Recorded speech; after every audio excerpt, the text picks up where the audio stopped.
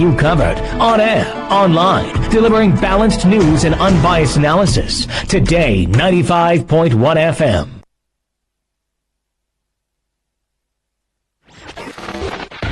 This is Today 95.1 FM. Port Harcourt. News.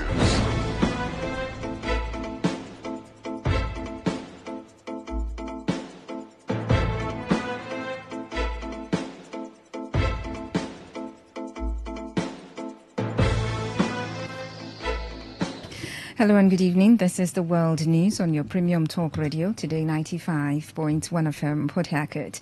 I am Faustina Oputu. In the headlines,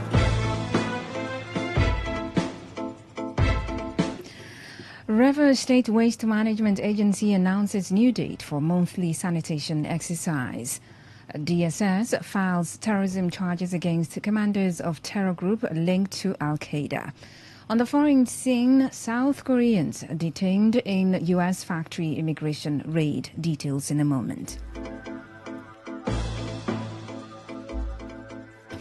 And now the details of the news. The River State Waste Management Agency, REWAMA, has announced that the monthly sanitation exercise will henceforth take place on the first Saturday of every month, with restrictions on movement during the exercise.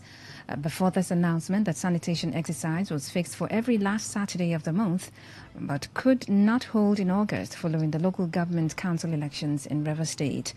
The chairman of REWAMA, Samuel Wanosike, made this announcement during a telephone interview on Today FM studio, where he also disclosed that disposal of waste on the median had been banned after he assumed office. Wanosike, who wondered why some people obey environmental laws in other areas but disobey same in River State, recalled that a 1-month notice had been issued to residents to properly dispose their waste at designated channels. The board has agreed that it's going to be first Saturday between the hours of 7 a.m. and 10 a.m. If you have a reason to move around during that period, you approach the REWAMA office, who will issue you passes. A lot of people travel outside this country, and when you see them behave, obey laws, make sure everything they do is not questioned, everything is according to the laws of that environment where they exist, you will ask yourself, what happens to them when they arrive in River State? When we came on board, the first thing we did was to address the press. And in our address to the press, we have banned dropping of reviews on the media. We have given a 1-month grace to the public so that we can give them a lot of advocacy. Because this culture of dumping refuse started in a day and became a norm. So it's going to take us some time to reverse that trend. In the laws of River State, inappropriate disposal of waste comes with a fine. People don't observe the timing. From 6 to 10 is the time to drop back the refuse. The REWAMA boss also mentioned that the agency will hold a meeting with the Hausa community in the state to regulate and restrict activities of scavengers around waste dumps. Next week, we'll be meeting with the Hausa community and those who are related to these capuchas. We are aware. They are the ones that go around when people bag their waste, they break the bag in search of whatever they are searching in those waste. But we don't want anybody to say we are being withheld for religious reasons. We are going to talk to them, and after which we are going to put a proper ban on the activities. We don't want them in our streets. We don't want them in our communities. After which they will start the arrest and the raid.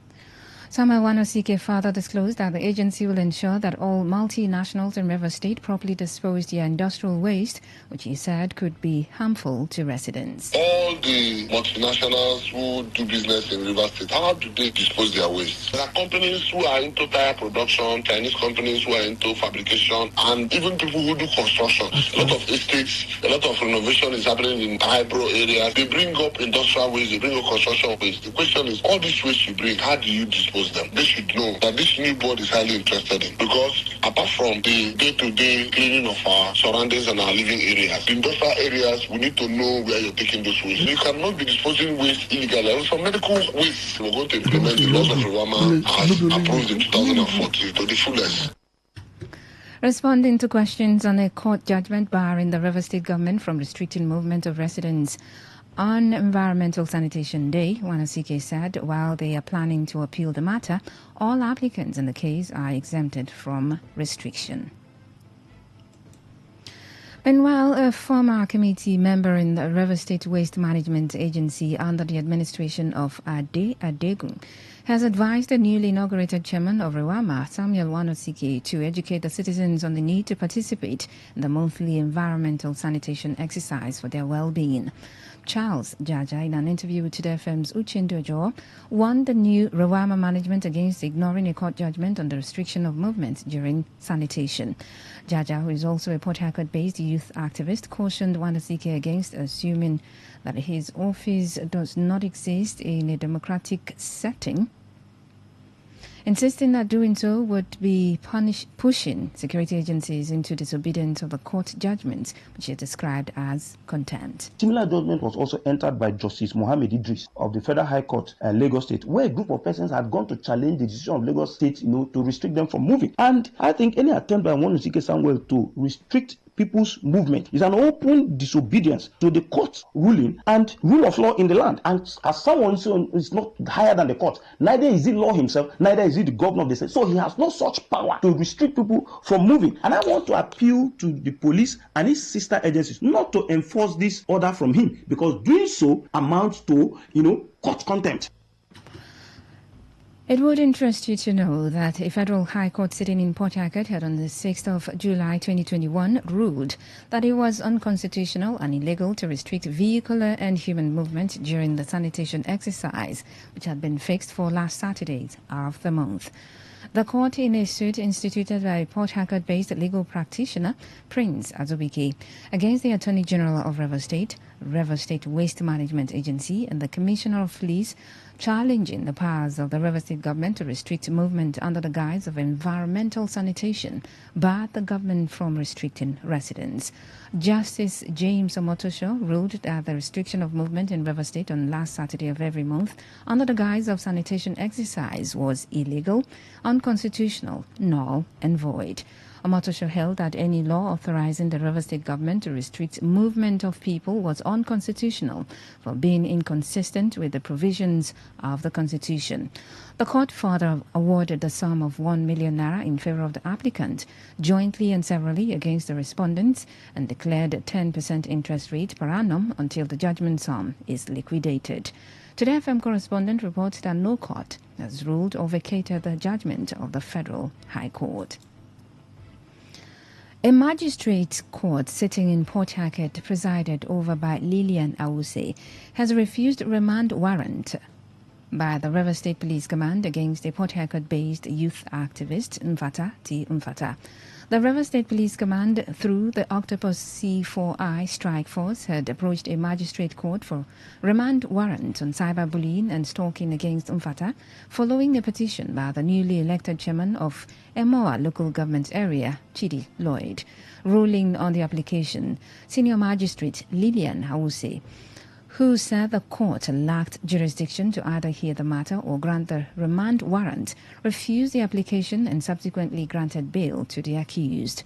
Reacting to the development, Chizi Ayin, who stood in for the accused, commended the judiciary for being the hope of the common man and criticized the Nigeria police for allegedly taking sides with the politician instead of the law. The judiciary has really shown and proved that truly there is still hope for the common man with judiciary. As what would Mfata have done? The police has held Mfata for close to a week without allowing him, based on his innocence, until proven otherwise. But the Mfata was arrested by the military and taken to the police. The next thing they said, Chidi Lloyd has a petition, and Chidi Lloyd visited the commander late in the about. And the commander brought Mfata, and between them there was an interview. Even when Chidi Lloyd had no petition before the police, but he went there because he's a big man. Yes, how would someone just go to the police on the ground that you want to lay accusation on somebody and then the person should not be released?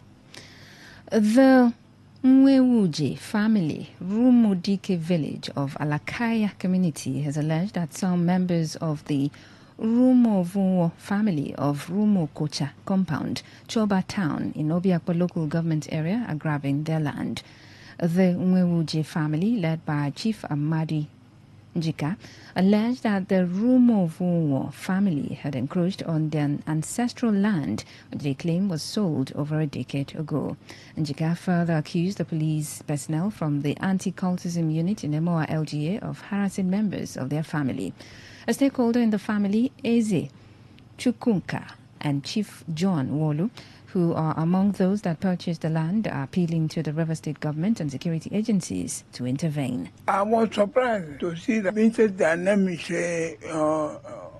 land grabber come to the land and begin bulldozer the whole land, both fence and the house. The bulldozer government should come and help anti-citizen. The police where they use now from Amoa to soup below.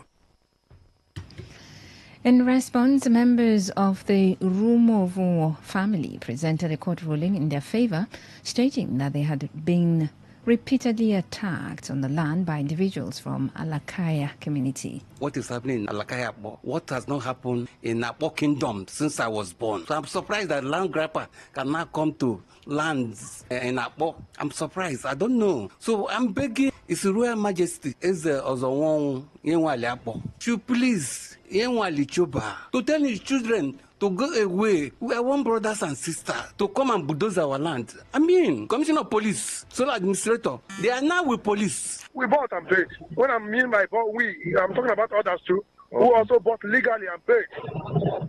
But in my own case, I finished my building within an interval of that 2011. I did all I can do. And now people are living there. Only for us to hear recently for a month ago, our landlord, that some persons in Joba. Moving on, the Defense Headquarters, DHQ, has warned the charged soldiers protesting at the Federal Ministry of Finance over the security debarment allowance to desist from such actions, describing them as illegal. The Director of Defense Media Operations, Major General Marcos Kangi, who issued the warning, said the protesters were obstructing official activities at the ministry and would no longer be tolerated. He explained that neither the government nor the DHQ owed retired soldiers any SDA, clarifying that payments were being made in line with applicable wage charts. According to him, gratuity and SDA are calculated based on the salary chart effective on a soldier's date of retirement. He noted that those who retired between January 1 and July 28, 2024 fell under the pre-minimum wage chart, while those who retired from July 29, 2024 onward were placed under the minimum wage chart following the implementation of the new wage structure. He urged the protesting ex-soldiers to respect laid-down processes and desist from further illegal demonstrations. You're listening to the World News on Today 95.1 FM, Voice of the People. After the break, more news, foreign and sports stories. Do stay tuned. Every day, every hour, when the big stories break, depend on our 24-hour news team to bring you the latest. Today, 95.1 FM. Thanks for staying tuned. Welcome back to the rest of the stories. The Department of State Services, DSS, has filed terrorism charges against two senior commanders of Ansaru, a terror group reportedly linked to Al-Qaeda, over their alleged role in violent attacks across Nigeria. The suspects, Mahmoud Usman, also known as Abu Bara, who is described as the Emir of Ansaru, and his deputy, Mahmoud al-Nigeri, also known as Malam Mahmouda, were recently captured during security operations. According to the Secret Service, the charges against them include leading a terrorist organization, funding its activities, recruiting members, and planning violent operations nationwide. The two men are alleged to be behind the July 2022 deadly attack on the Kuje prison, where more than 600 inmates, including Boko Haram suspects, escaped. The arraignment of the suspects, according to the DSS, is expected soon at the Federal High Court in Abuja. Their arraignment comes 3 weeks after the National Security Advisor, Nuhu Ribadu, announced their arrest. The NSA said the two men had been on Nigeria's most wanted list for years, having jointly spearheaded multiple attacks on civilians, security forces, and critical infrastructure. Former spokesperson of the Labour Party's Presidential Campaign Council, Kenneth Okonkwo, has claimed that the People's Democratic Party, PDP, effectively zoned its 2027 presidential ticket to Federal Capital Territory FCT Minister Nyesom Wike. Speaking during a television program, Okonkwo alleged that Wike has consistently imposed his will on the PDP, warning that the former Rivers State governor openly works against the party. He recalled that Wike disregarded the Southeast's preference for Ode Okoye as PDP's national secretary, insisting instead on Samuel Ayawu, who eventually emerged. Okonkwo argued that the Supreme Court ruling, which affirmed Ayawu's position, was simply a recognition of parties' rights to choose their leaders, not an endorsement of Wike's position. He further described Wike's conduct as anti-party. The National Union of Obiakpo Students Worldwide has extended its warm congratulations to Gift Wolu on his victory and subsequent inauguration as the chairman of Obiakpo local government area. Speaking to Today FM, the national president of the union, Promise Manu Chisum, and the Senate President Chike Emmanuel praised Wolu's emergence as a step towards continuity and development in the LGA.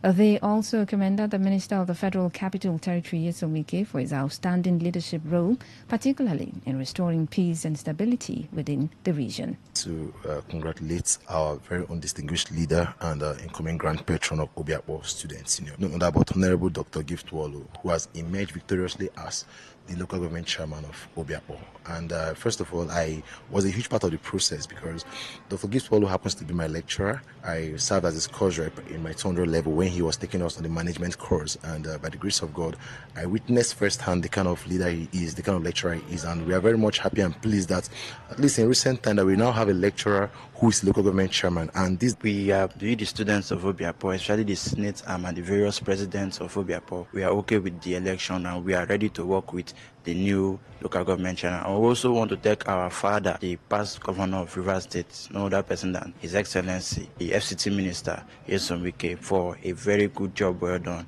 for restoring the peace and stability in Rivers State as we're talking. Thank you very much, sir. On their part, the National Secretary, Darius Ibuchim, and the Chief Judge of the Union, Bethel Eze, appealed to the newly inaugurated chairman to ensure the student community is carried along in its developmental agenda. Congratulate him as the duly elected chairman of this great LGA, and he's a good man, and the achievement is based on his commitment, integrity, and hard work. And we, the student arm of the LGA, will work with him in one accord. Thank you. I want to thank and congratulate him on his emergence. Tell him that we, the student body, are ready to work with him and that we are seeking that he carry us along in the administration. The National Union of Obiakpo Students Worldwide reaffirmed its commitment to supporting developmental efforts in the LGA and urged stakeholders to back the new administration. Moving on to the foreign scene, hundreds of South Koreans have been detained in a major U.S. immigration raid on a Hyundai LG battery plant being built in the state of Georgia, prompting Seoul to urge Washington to respect its citizens' rights. South Korea, Asia's fourth biggest economy, is a key automaker and electronics producer with multiple plants in the United States. Its largest companies, including car maker Hyundai and tech giant LG, have poured billions of dollars into developing new U.S. factories. South Korean Foreign Ministry spokesperson Lee Jae-wong said the U.S. Immigration and Customs Enforcement, ICE, raided the site of a company's battery plant in Georgia and took multiple Korean nationals into custody.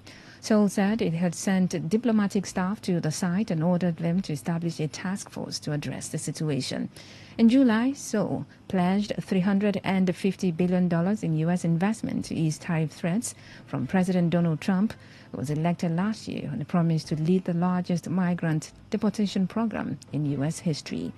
Trump's administration had been aggressively targeting the estimated 11 million undocumented migrants in the United States. To end the news, here's a summary of the major stories. The Rivers State Waste Management Agency has announced a new date for the state's monthly sanitation exercise. I told you that the DSS has filed terrorism charges against two commanders of a terror group linked to Al-Qaeda. On the foreign scene, you also heard that hundreds of South Koreans have been detained in U.S. factory immigration raid. And that's the news, is edited by Stella Sasongo Okorie.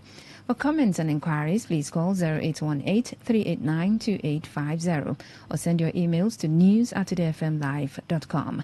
You can also read our stories on www.todayfmlive.com. I am Faustina Oputu.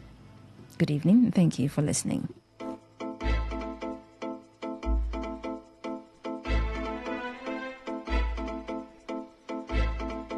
Today's news, today's entertainment, today's sports, today's issues. Today on Today 95.1 FM, Port Harcourt.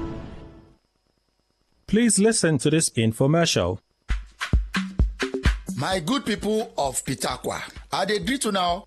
Both the people went there for the Elvera. And this is hello to they come from Elder. My name na Elder Oluwole. From Elder Oluwole Abal Home. Wetin we dey want talk about today na about diabetes. Yes, diabetes. Wetin dey cause diabetes? Diabetes na serious problem o. When e be say e don dey kill up to 1 million people in a year as we dey talk so. This diabetes wey we dey talk so, anybody fit get am o. Diabetes dey happen when our body no fit process all the sugar for the body stream. The complication of the problem fit lead to heart attack, stroke, blindness, kidney failure, lower limb amputation. Person when get this problem fit no know. Yes, e fit no know say e get am. Now wetin dey cause this diabetes sef? When we eat, our body dey break carbohydrate into sugar. One hormone when the name na insulin, when pancreas dey produce, go come instruct our body cell to take in the sugar for energy. Now wetin dey cause this diabetes? Wetin we dey eat, our body dey break carbohydrate into sugar. One hormone when the name na insulin, when pancreas dey produce, go come instruct our body cell to take in the sugar for energy. Insulin na the hormone for our body when they produce pancreas, when they help the body to absorb sugar and glucose. Na different type of diabetes na in dey o. The first one, the pancreas go stop to produce insulin, so glucose go gather for the bloodstream. This one dey happen when infection don overtake the body. The second one, the pancreas no dey produce enough insulin, so e go dey work like say e no get energy. Na be say e go dey work swegbe. Wetin be the symptom of this diabetes wey we dey talk about so? You go dey feel tasty, you go dey piss anyhow, especially for night. You go dey tire like say you carry heavy load. You go come dey lose weight. Your eye sef e no go dey see clearly again. If you can't get wound nko, na im be say the wound no go gree go again. If wetin we dey talk about so dey worry you, abeg make you go see your doctor for more advice. Remember, the person wey bring una this enlightenment program na Elder Oluwole from Elder Oluwole Aba Home. We dey for the ongoing Aba exhibition when they go on for Isaac Borough Park for my one flyover Port Harcourt inside Rivers State. Our telephone number na 081 32 57 5717. Una yeramo 081 32 57 5717. And we dey for stand 8. I call am again, stand 8.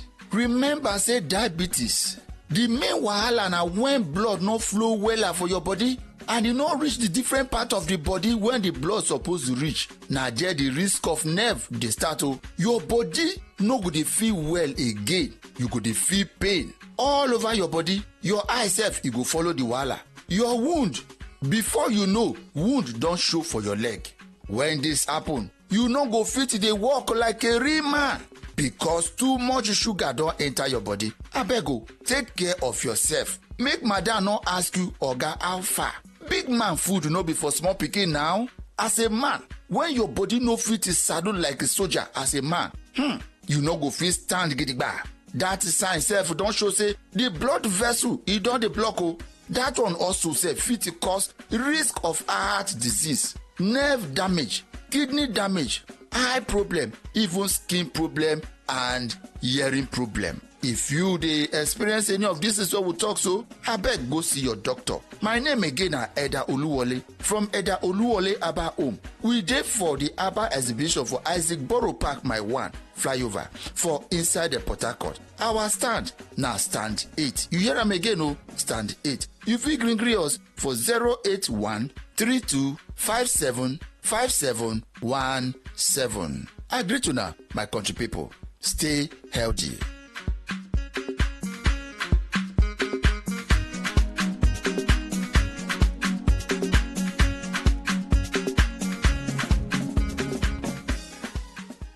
And that was a paid infomercial. Port Harcourt, are you ready? Today, 95.1 FM, the voice of the people. Please listen to this infomercial. Hello, listener. My name is Wonderful Man, Popularly known as King of Men. I occupy stand 25, inside Isaac Borough Park. Call me on 081 3883 8679. Again, 081 3883 8679. Listener, today we shall discuss about poor sexual performances in men. If some men cannot maintain just 5 minutes on top of their woman or partner, and it is almost 80% of both old and young Nigerian men are victims of these poor sexual performances. There are many factors that can contribute to poor performances in men. As a man, if you are not be able to perform perfectly, if you have signs and symptoms like stomach noisy, movement objects in the body like worm, rashes all over the body, and many more, all these can affect your erectile muscle and fins, whereby you will not be able to perform more than one time with quick ejaculation. Visit Wonderful Man, Popularly known as King of Men. 081 3883 8679. Again, 081 3883 8679. You may not be able to perform perfectly as a complete man through the factor like serious waist and back pains, overthinking, hard working, old age, high sugar in the blood system, constant urinating. That is why some people used to urinate more than 6 times overnight before daybreak. My name is Wonderful Man, Popularly known as King of Men. I occupy stand 25, inside Isaac Borough Park. Call me on 081 3883 8679. Again, 081 3883 8679. All these factors can affect your erectile fins because man have some special fins that are responding for male erection. And if all these fins are not functioning well, such a man will find it difficult to perform perfectly. And it is pure about solution, which our forefathers have been using in the old days, that make them used to marry 2 to 3 wives because only one wife cannot withstand their sexual ability. If at the age of 80 years, they will still marry a young woman because they are still very strong and active as a complete man. So my brother, how old are you? Just 40 years and you cannot satisfy your woman again. Don't let anybody collect or share your woman with you because women like their man to satisfy them sexually. My name is Wonderful Man, Popularly known as King of Men. I occupy stand 25, inside Isaac Borough Park. Call me on 081 3883 8679. Again, 081 3883 8679. If you notice weakness in yourself, check your vein. This does not only happen to old men. Even young men of nowadays cannot hold ground with their women without highness or drugs. Stop this. You are only forcing the vein. If you talk to me, I will talk to you. That problem will not remain the same. Pile is another area of herbs and roots that I inherited from my father. Is your own internal or external pile? Are you suffering waist pain, stomach noise, stooling? All these are the causes of pile. It affects woman monthly flow and also the performance of man. Visit ongoing herbal exhibition. My name is Wonderful Man, Popularly known as King of Men. I occupy stand 25, inside Isaac Borough Park. Call me on 081 3883 8679. Again, 081 3883 8679. Thanks for listening, and God bless you in Jesus' name. And that was a paid infomercial.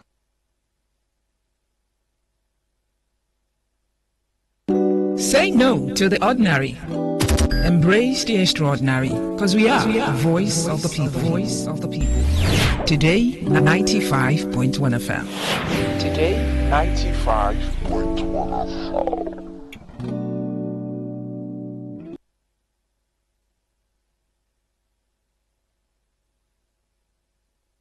Please listen to this infomercial.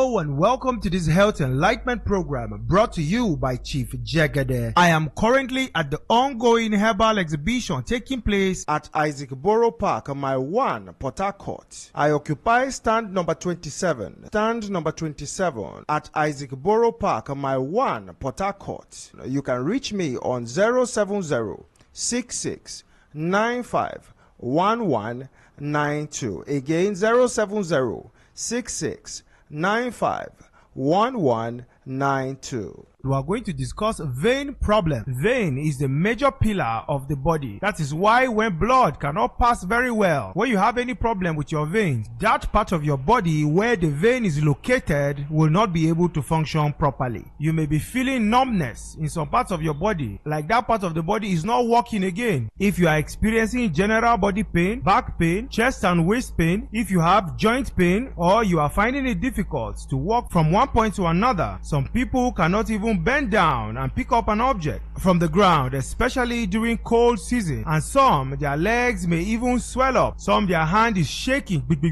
like this. Some cannot even wear bathroom slippers. Others cannot walk without crutches or walking stick. Some are now in wheelchair. Others are even bedridden. They cannot do anything. They cannot go to work anymore. Don't die in silence, no matter how long this has been going on. I am currently at the ongoing herbal exhibition taking place at Isaac Borough Park, Mile 1, Port Harcourt. I occupy stand number 27. Stand number 27. You can reach me on 070 66 95 1192. Again, 070 66 95 1192. Some people are experiencing various pains, and various parts of their body is not working very well, especially at the man organ region where all the veins in the body meet together. That is why many young people can no longer hold ground with their partner anymore when it comes to man and woman affair. That is why you need to visit the appropriate healthcare giver for proper healthcare and advice to tackle this issue. Poor vein function means poor flow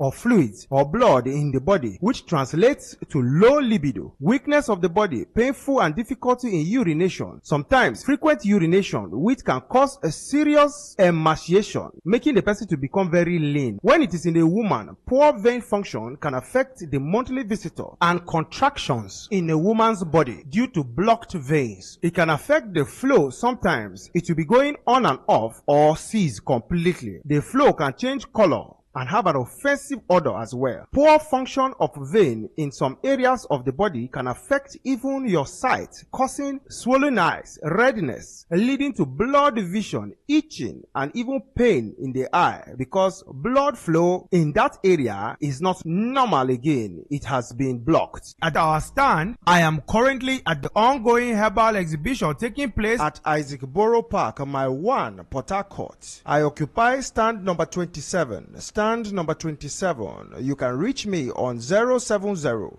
66 95 1192. Again, 070 66 95 1192. You can explain better. You will talk to us and we will talk to you so that your body will not remain the same. These herbal are what our forefathers were using. That is why you will find out that some of them will be 80 years, but they will still be going to the farm, doing their work. They will be married to their wife, and their wife will still be happy because of their strength, and they will be able to take care of them very well. My name again is Chief Jagade. I occupy stand number 27. Stand number 27 at Isaac Borough Park, Mile 1, Port Harcourt. You can reach me on 070 66 95 1192. Again, 070 66 95 1192. If the symptom persists, visit the nearest healthcare giver. Thank you for listening. Bye-bye for now. And that was a paid infomercial.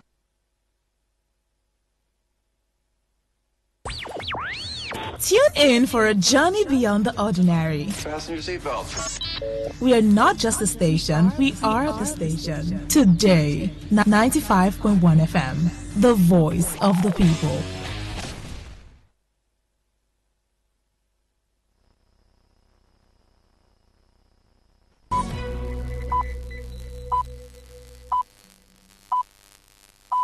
BBC World Service, I'm Charles Gitonga in Nairobi with Focus on Africa.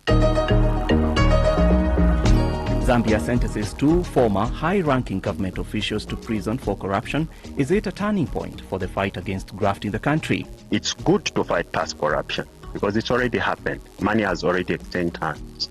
But it's even much more important to prevent and fight corruption that is happening now and the future. Why are TikTokers being sent to jail in Egypt? The Egyptian government and the authorities has framed its actions that this is part of a broader effort to protecting family values. And why the definition of a treasured Congolese dish has caused uproar in Congo. This definition is good, but it's missing something. It's not only banana leaves that are used to cook liboke. That's all on the BBC Tonight in Focus. First, the news. Hello, I'm Govinda Gill with the BBC News. President Putin has rejected the deployment of Western troops to Ukraine as part of security guarantees to Kyiv, insisting they could be targeted by Russia. But the Ukrainian President Volodymyr Zelensky said thousands of Western troops could be stationed in his country after the end of the war with Russia. 26 countries have pledged to provide post-war deployments. Here's Vitaly Shevchenko. Russia's position has not changed one bit after all the talks in Turkey and the summits in America. It's still the same. What Mr. Peskov and what Vladimir Putin himself have been saying is that they do not want to see real, meaningful guarantees of Ukraine's security. And of course, for Ukraine, these guarantees, the most effective ones, will involve some sort of Western involvement, ideally for Ukraine in the form of Western boots on the ground. The Palestinian militant group Hamas has released a video of 2 of the Israeli hostages still being held in Gaza. One is seen urging his release and the war to end. Israel, however, has increased attacks on targets in Gaza City, where many hostages are believed to be held. The Israeli military says it now controls 40% of the city. US job growth weakened sharply in August while unemployment rose. The figures confirm a slowdown in the labour market. Michelle Fleury has more details. The US labour market appears to be losing momentum. Employers added just 22,000 jobs in August, and revisions to earlier data suggest the economy shed jobs in June, marking the first monthly loss since 2020. The unemployment rate has edged up to 4.3%, prompting concerns that job creation is no longer keeping pace with the number of people seeking work. With signs of a broader slowdown, markets are now expecting the US Federal Reserve to cut interest rates later this month, and possibly again in October. The board of the US electric car maker Tesla has proposed a $1 trillion pay package for its head Elon Musk. But first, certain milestones must be met, as Mimi Swaby reports. If Elon Musk is to become the highest paid executive ever, Tesla has to meet its goal in transforming into an artificial intelligence and robotics powerhouse. Most importantly, the company has to increase its market valuation 8-fold to more than $8 trillion over the next decade. The new focus comes as Tesla faces slowing demand for electric vehicles and rising competition. Mr. Musk, the world's richest person, has repeatedly said he wants more of a stake in the company. This could achieve that, with the proposed 10-year package, the largest in corporate history, set for a shareholder vote in November. World News from the BBC.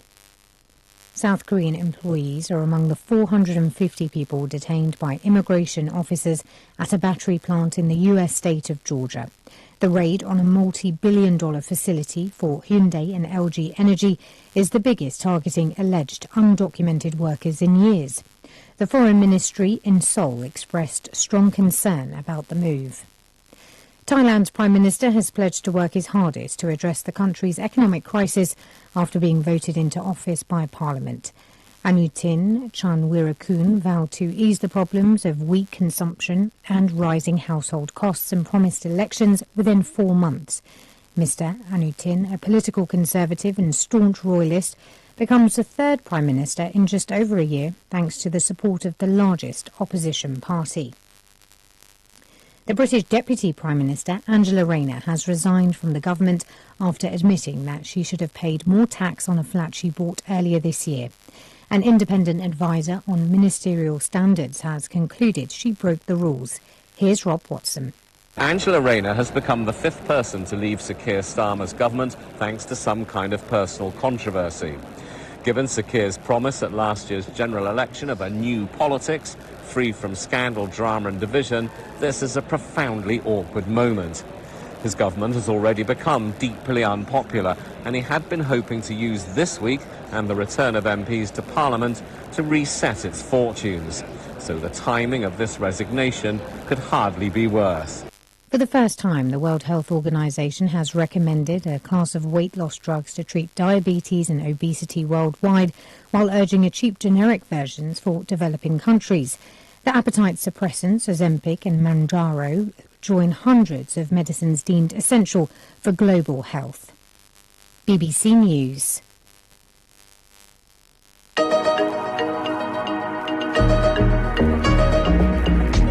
Hello, I'm Charles Gitonga, and here is what's coming up for you on this edition of Focus on Africa.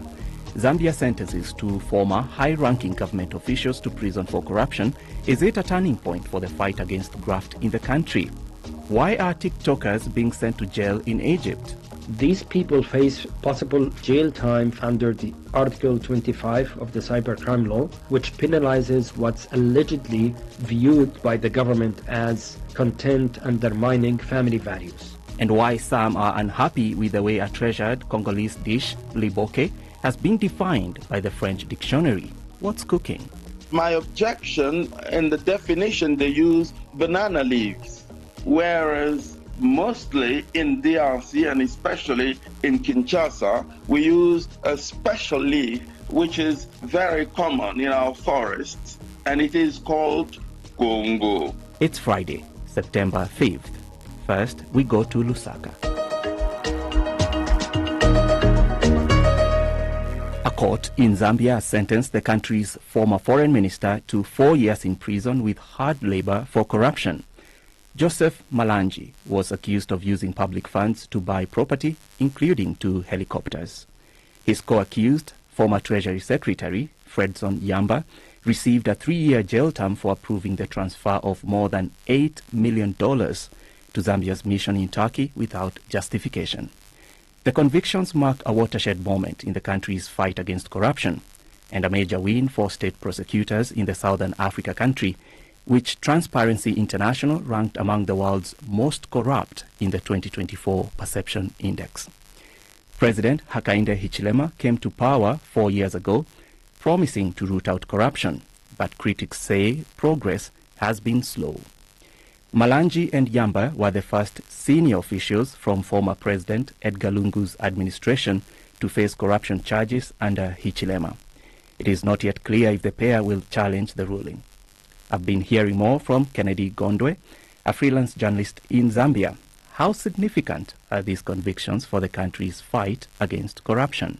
Charles, the convictions are certainly very important, especially given the fact that this latest one involves one of the most high-profile former ministers, and the amount of money involved is quite huge. If you're going to talk about millions of dollars being irregularly transferred to buy property in Turkey, if you're going to talk about people owning helicopters and houses suspected to be proceeds of crime, that would mean a lot if the money were invested, say, in the education sector, in the social sector, health sector. How many cancer patients, for instance, would be saved if that money were invested? How many kids would be educated? How many graduates would Zambia produce as opposed to that money going into the pockets of a selected few? So certainly it's a victory, and Zambians are looking more to such convictions. I wonder what the mood was in court when these sentences were handed down to these 2 very powerful people. It was not of shock. It was somber, but it's what it is. At the end of the day, justice has not only been seen to be done, but it's been served to those people when they were finally sentenced. Because remember that on the first day, they were obviously convicted and they were found guilty, and then the sentencing happened the following day. When they were finally being led to the vehicle that took them to their cells, there were a handful of supporters that lined up, encouraging especially Mr. Malanji, who's a former member of parliament, to remain strong. They thanked him for his generosity at the time that obviously he was member of parliament. And one of them even said that come elections next year, because Zambia will be having general elections next year, even if we're given a dog to vote in your place, we'll still vote for that place. So they encouraged him to be strong as he strode past them without saying a word. So despite the fiction, he still has some support base. Yeah, I can hear that. So do we know if Joseph Malanji or even Fredson Yamba, who's co-accused, are they planning to appeal these rulings? Indications are that they'll commence the leave of appeal. In fact, there have been unconfirmed reports that they've already appealed, but not until the court papers are submitted, or that remains speculation. So their supporters are not happy about what's happened, but do the rest of the country feel that this is justice being served? Yes, majority of the people feel that justice has been served, except that there's a mixed reaction on the length of the convictions. We've seen in Zambia where someone steals a chicken from a store, they go in for almost the same period, if not more. Someone being found guilty of being in possession of a few grams of marijuana, they'll go in for the same length or not even more. But you are talking about people that stole millions of dollars. You are talking about people that served at different levels, but they've only gone in for 3 and 4 years, respectively. So there are people that feel that the sentences are actually shorter. Others feel that they are harsh. Regardless of how you look at it, at least justice has been served and people are happy. So the president, Hichilema, promised to root out corruption when he took office. Does the way he rules show that he's delivering on that promise? Or can we say this is just a start, these convictions that have been handed out? He's definitely delivering on that. This is a high-profile conviction. And there have been ministers that have also been convicted for various offenses, ministers that served in the last regime. However, his critics argue that he's concentrating so much on past corruption or corruption that was committed by officials that lost power in 2021 to the current government, the UPND. How about his own cabinet? There have been allegations of corruption in the land administration, for instance, in the health sector, in the agriculture sector.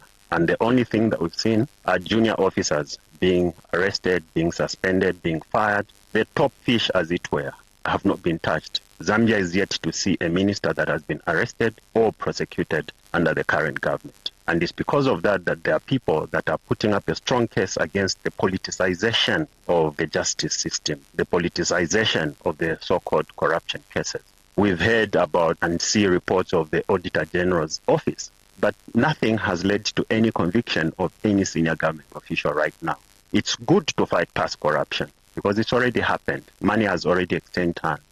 But it's even much more important to prevent and fight corruption that is happening now and the future. And I think that is where a lot of criticism is being leveled against the president.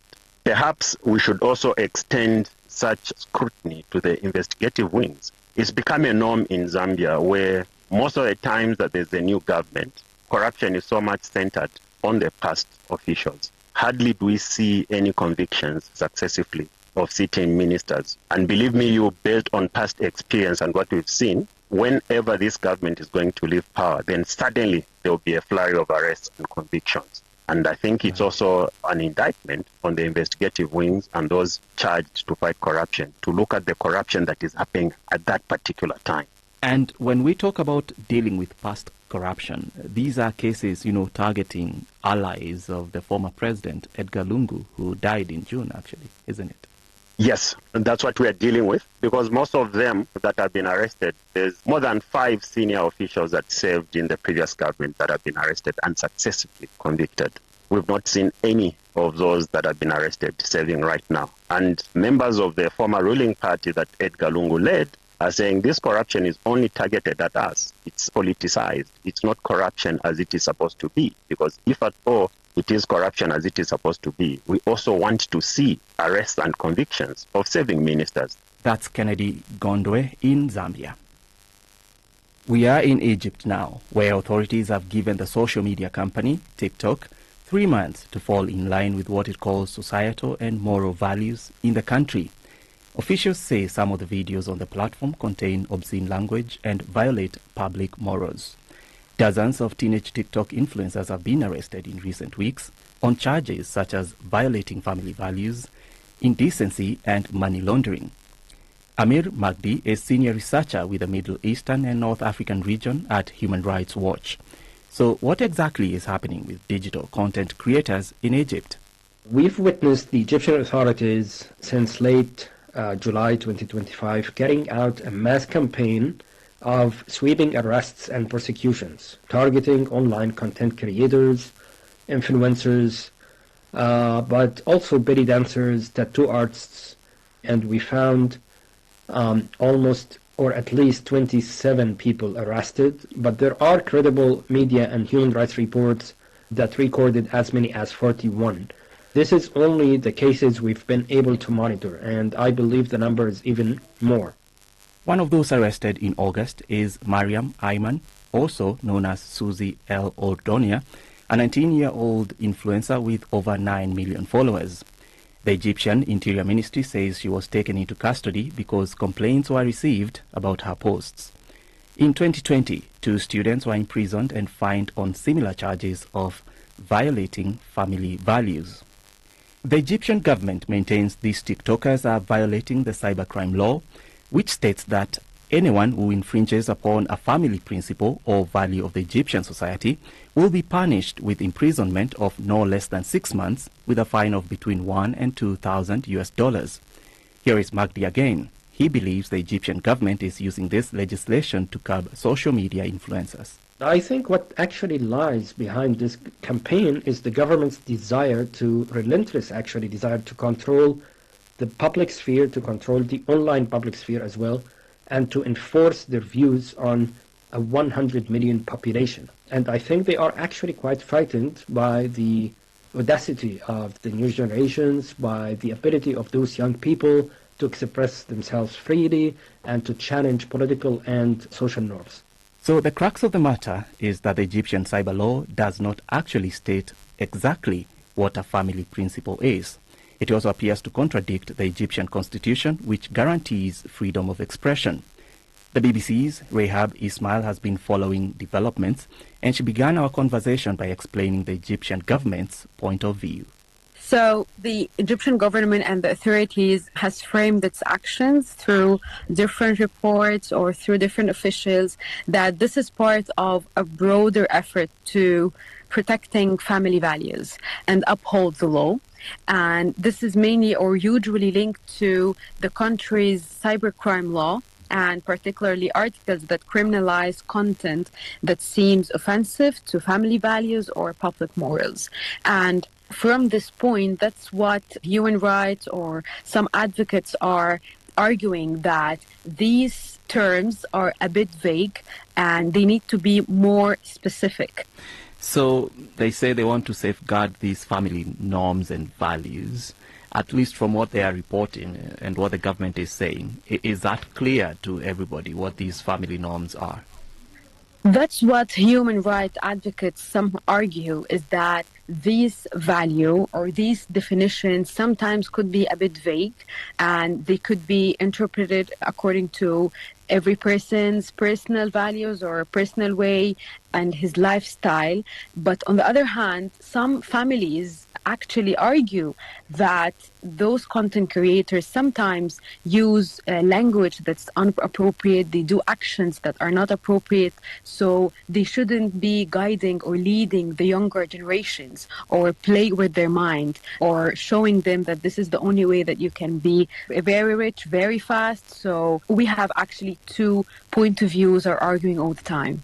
So TikTok has been given 3 months to clean up the content. If you could help us understand what the authorities in Egypt are saying about the platform and what exactly they should be doing about this content. So the parliament has been involved in some communications with TikTok platform, and they have raised their concerns over this content that is against the Egyptian laws and against also the community guidelines of TikTok itself. And according to recent reports, that TikTok has removed around 2.9 million videos, some of them even before they were flagged or reported by some users. So somehow we can see that TikTok is positively accepting these concerns, because after those 3 months, the member parliaments have threatened or has told TikTok that there could be some requests from other member parliaments to ban TikTok completely from Egypt. And let me tell you that Egypt is a very big market. We are talking about more than 100 million population in Egypt, and TikTok is one of the most famous applications that's used with many people, and there are many amounts of gains and money those content creators and even also TikTok platform gain from those lives, from the rewards, from the collaborations, from the paid ads, from the views, millions and millions of views they gain. So TikTok has an interest that its platform operates normally in Egypt, in a very large market and a country like Egypt. And also the content creators have an interest that such a platform continues and operates normally, because it now shapes a very important part of their economic income. So the government is trying to regulate this, is trying to make sure that it abides by the Egyptian law and the Egyptian rules. So we will see what's going to happen after those 3-month end. I was talking there to the BBC's Rahab Ismail. Imagine a bundle of green leaves folded neatly like a gift. Inside, steam escapes from tender fish or meat seasoned with tomatoes, onions, chilies and local spices. The leaves lock in the flavor, slow cooking the food until it's smoky, rich and earthy. That's liboke, a beloved Congolese dish and now a new entry in the Petit Larousse French dictionary. The dictionary defines it simply as a dish of fish or meat wrapped in banana leaves and cooked over charcoal. But for many Congolese, liboke is more than just food. It's memory, tradition, and cultural pride.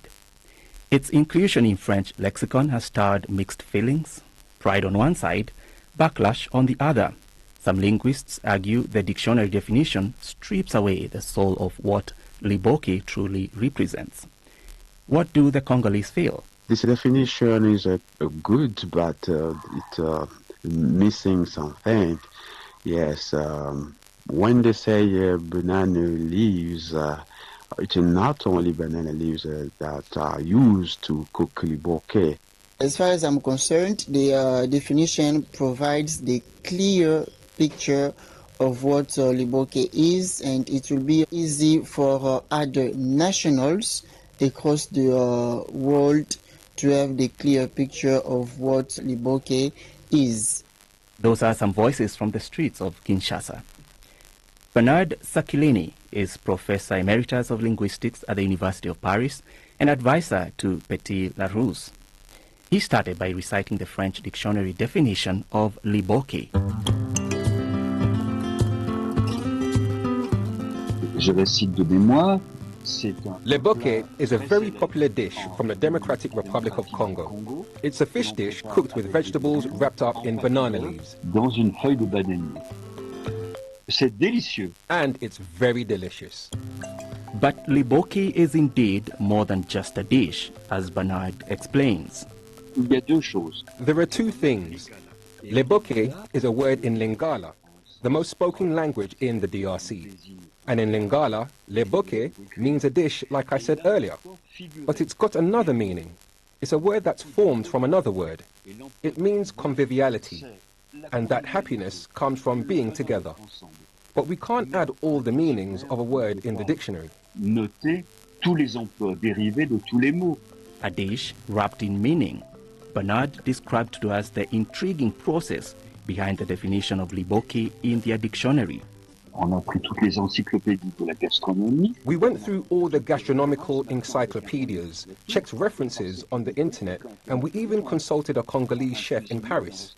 And that's how we added liboke to the list of 150 new words in our dictionary this year. Qui sont rentrés cette année.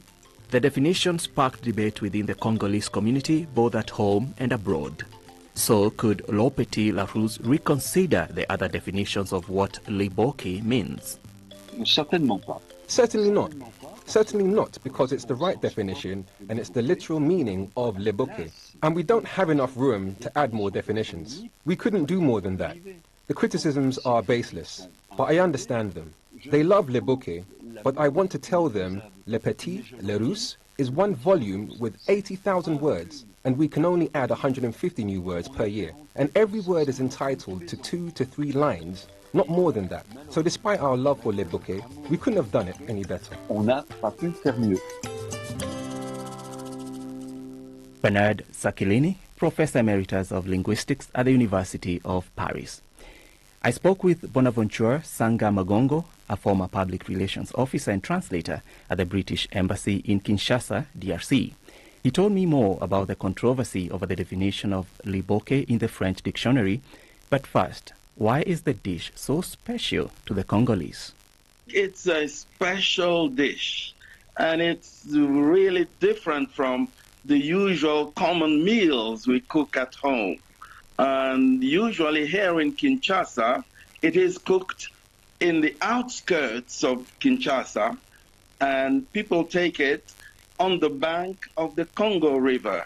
And during the weekend, they travel miles and miles, about 30, 40, 50 kilometers to eat this dish along the Congo River. It seems that people there are not very happy about, the inclusion of the word or the dish in the French dictionary. Could you tell us about that? Well, people are happy that the word is included in the dictionary for publicity's sake. The controversy is rather around the definition by Larousse. Okay, so we want to hear more about that definition. What are some of the things that Liboke means to the people of the Congo that they feel has not been reflected in this dictionary? The origin of this word, Liboke, it has the idea of oneness, of unity, of harmony. So this word gave rise to Liboke simply because the fish which is put inside the Liboke, when you open it up, it is set up in a harmonious way. And the flavor that comes out of it, when you open it up, when you open up the leaves, it hits you right on the nose. And this really reflects the original idea of harmony, of oneness, Liboke. My objection in the definition, they use banana leaves, whereas mostly in DRC and especially in Kinshasa, we do not use banana leaves like in Uganda or any other countries. We use a special leaf which is very common in our forests, and it is called Congo. Not Congo as the country, but Congo. It's a special leaf which ensures that the Liboke is waterproof. There's no soup leaking. And remember that the concept behind it is that the way it is wrapped in such a way that it generates a lot of steam inside, and which produces a lot of soup. They can make it with fish and sometimes with pork meat, and there's an array of fish. All right, thank you so much. I do feel like I've had my first taste of Liboke just by having this conversation with you. Thank you. Oh, I see. Even myself, when talking, I could feel my mouth watering. Bonaventure Sanga Magongo there, giving me a virtual taste of Liboke. Focus on Africa was put together by Mark Wilberforce, Sunita Naha, and Yvette Twagira Maria in London. Ayuba Iliya was in Lagos.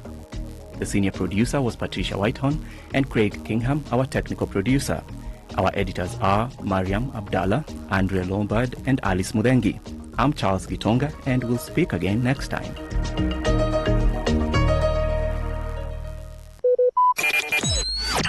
Talk radio. I listen to a lot of talk radio. 95.1 FM. What's a successful business without sales? And what is sales without an audience? Well, do you know that you can reach 8 million listeners across 6 states in 2 geopolitical zones all at once? How? With Today 95.1 FM, you can get millions of people to know about your business. And what does that mean to you? More sales. Call 081 389 2850 now for more information.